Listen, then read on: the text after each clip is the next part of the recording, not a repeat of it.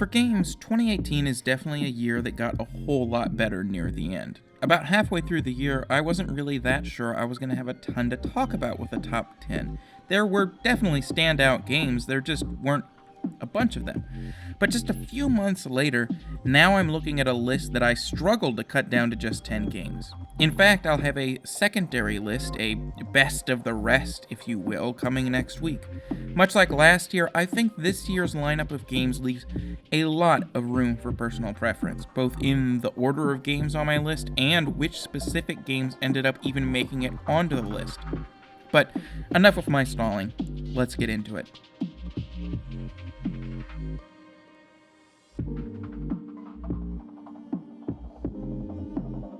Going into this year, I was really hesitant about Forza Horizon 4. It wasn't officially announced until E3, but everyone knew this was coming. I did still really like playing the last game in the Horizon series. In fact, it made my top 10 for that year. But it was becoming pretty clear already at that point that the formula was getting a bit stale. That Playground Games was struggling to find things to add in order to keep it fresh. So I was definitely concerned about their ability to pull off a fourth game. Not only did they manage to keep the game fresh, but it's one of the few games that in its rush to embrace games as a service actually manages to improve its core gameplay. The constantly changing events and seasons kept me coming back to the game, even if it only was a few times a week, in a way that the past games never did, and it has helped me to fall in love with Forza Horizon all over again. It's been a long time since a Tetris game would have been anywhere near my top 10 lists. Probably somewhere around Tetris DS.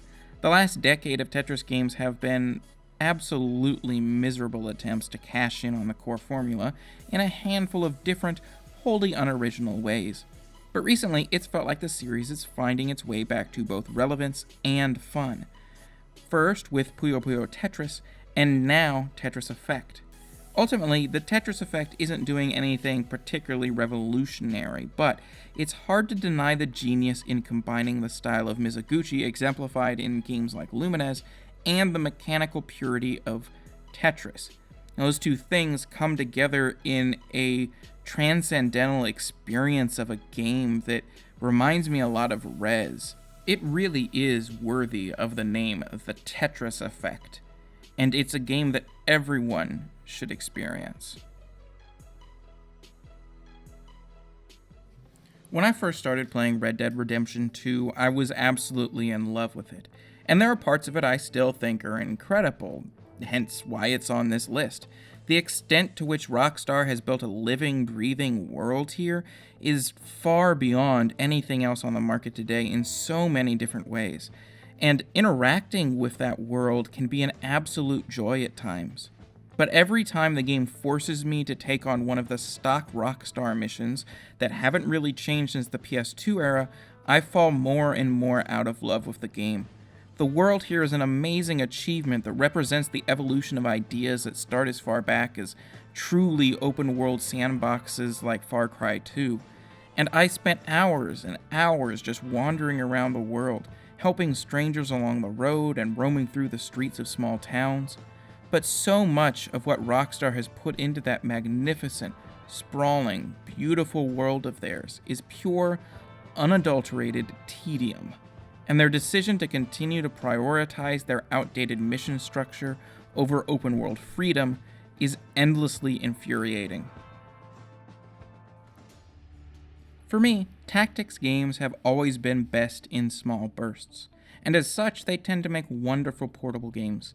I played the ever-loving shit out of games like Final Fantasy Tactics Advance in my youth, and Into the Breach brings those feelings flooding back. Despite its relatively limited number of different locations and very little in the way of traditional role-playing game type progression, its roguelike nature ensures that each run of the game is relatively short, and the varied conditions that are randomly introduced in a variety of combinations on each individual battlefield keep things interesting on a run-to-run basis. Add to that the variety brought to the table by the different mech squads, combine that with all the other factors that are constantly changing around you, and you have a formula for what is one of the best tactics games I've played in years. I would spend nights sometimes just thinking about Into the Breach and tactics, and all of a sudden a new idea would pop into my head as to how to specifically use a mech. It's something I very rarely get from games, but Into the Breach is so unique in that aspect. It really is just like a sort of chess that you're going to be playing, except, of course, your pieces and what they do change based on which squad you choose. It is endlessly fun, and ever since it got released on the Switch, I've poured even more time into it. Super Meat Boy was one of the first widely accepted games on the market to define the masocore platformer, and at this point it's relatively well-tread ground. Some games take it to the absolute extreme, punishing the player every chance they get, and in fact, for the genre, it has become the norm. But Celeste is very refreshing in that regard. If you want the game to do that too, to really push you to your limits, you can certainly do that. And there are a ton of collectibles to go grab in difficult to reach places that can make the game even harder. But I think there's a lot of really cool stuff in Celeste that isn't the core platforming. From the excellent soundtrack, to the environments, world, and even the characters that have been created here. And the game has the options built into it to allow you to experience all of that without having to suffer through the most difficult sections. Don't get me wrong though, while I applaud the ability for players to granularly tone down the mechanics where they see fit, Celeste's core is also absolutely fantastic.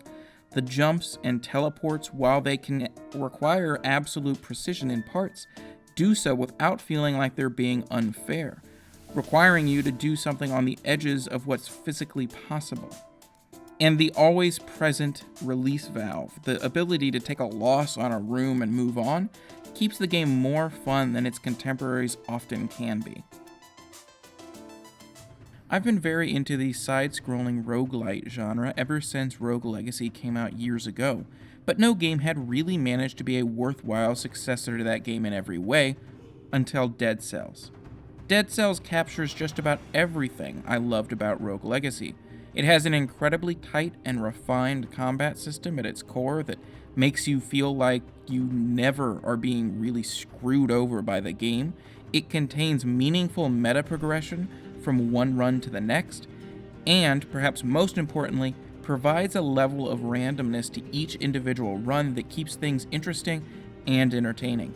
Not only was I always having fun in each individual run, but I never stopped feeling like I was making progress through the game as a whole. Dead Cells has all the elements to make a great roguelite, and they come together so perfectly here that I have no trouble placing it at the very top of the genre.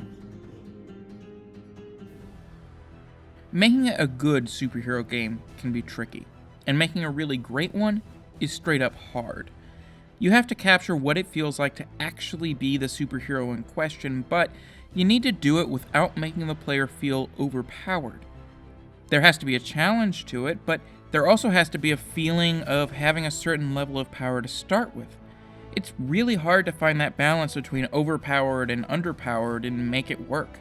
With the Spider-Man franchise, nobody has managed to make a great game since Spider-Man 2, which really nailed the core of Spider-Man to a lot of people, the swinging. And this new game excels at the same thing. The swinging not only feels fluid, but it also feels realistic, your web always attaching to points around you, just like it did in Spider-Man 2. But there are also several ways in which Spider-Man for the PS4 surpasses every Spider-Man game that has come before it. For starters, there's the story, which somehow manages to pay homage to just about every active Spider-Man storyline in the comics and on the screen, and blends them together into a single cohesive narrative that transcends the fan service that it initially seems to be. It's maybe the best superhero story I've ever seen in a video game. The combat, while it's a pretty clear take on the mechanics perfected by the Arkham series, works extremely well for Spider-Man and has enough web-related actions added to it to make it feel unique. In a lot of ways, this game feels like a pretty standard open-world game, but it has enough of the Spider-Man charm woven throughout to keep the player strung along and having a ton of fun the entire time. In 2016, Hitman was my game of the year, beyond any doubt. And Hitman 2 takes that formula and evolves it in some slight but very important ways. Some of these changes are returning mechanics from earlier Hitman games, like the sniper rifle containing briefcases, while others, like the ability of NPCs to see when reflections created by mirrors, are brand new. But they all add new dimensions to consider when executing a hit, adding to the already extensive lists of things that you have to keep in mind. The game also takes some steps backwards, however. The story, while certainly more involved and coherent than it's been in the past, is told through what are basically animated comic books, which lessen its impact somewhat. There are fewer levels in the base game than there were last time around, and while I might be one of the few, I honestly miss the episodic nature of the first game. Playing the hell out of a map before moving on to the next, maxing out my mastery of it, I'm still slowly doing that, mind you, but after playing through the entire game once, I'm cherry-picking challenges on the levels I like most, leaving the ones I like the least for last, and not really mastering any of the individual levels since I'm jumping from one to the other. Still, Hitman 2 has the greatest strengths of its predecessors in its capacity for massive amounts of replayability, as well as the inclusion of the 2016 game's levels, either through inheritance by owning the older game, or a separate $20 surcharge. That's not only a good thing for returning players, because it adds the new mechanics and a few other changes, but it's also a great sign that they plan to continue expanding this game with entire new seasons of content, beyond the promised upcoming new elusive targets and maps, without the need for another full sequel. For the longest time, a large portion of big AAA games have been obsessed with beating Hollywood at their own game, making huge blockbuster stories that are told in the exact same way they've always been told, using the exact same visual language that movies have been using for a century. And while this can work, and work extremely well in some cases, I'm always excited to see developers taking advantage of the inherently gamey parts of video games to tell a different kind of story, using the mechanics of the game to get across a certain message. And Return of the Obra Dinn pulls that off expertly. You are an insurance adjuster aboard a ship that has its entire crew missing. Your mission is to find out exactly what fate befell every single person on the ship's manifest, one by one. As you figure out what happened to people, and watch a number of different scenes play out in front of you, you slowly begin to understand more and more about what happened. But so much of that understanding is put on the player. Obra Dinn isn't going to spell it out for you in giant blocky letters like so many games or Hollywood movies do. As you become more and more familiar with the crew, the roles they play on the ship, and the relationship with other crew members, you can begin to make more, better educated guesses as to who they are and how they met their fate. And not only are the rewards for doing so very satisfying, as the game verifies your guesses in batches of 3 in a very dramatic fashion, but the game itself is a pretty involved challenge in deductive reasoning. Some of these people you're really going to have to think on. You're really going to need to figure out all of the context clues the game's giving you.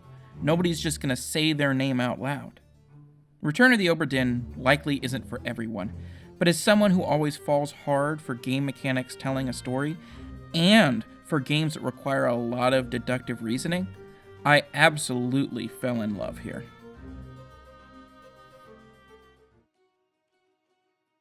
As much as I enjoy a game going out of its way to tell a story in a unique way like Obra Dinn does, sometimes a game can also do a fantastic job of telling a story the traditional way. Although, to be honest, it's the last thing I would have expected from a God of War game. In fact, especially after Ascension, I don't think I expected much of anything from this game. The trailers looked potentially promising, but I frankly didn't believe them. That's not to say that God of War games ever had particularly incredible plots, so to put it bluntly, this game's narrative surprised the shit out of me.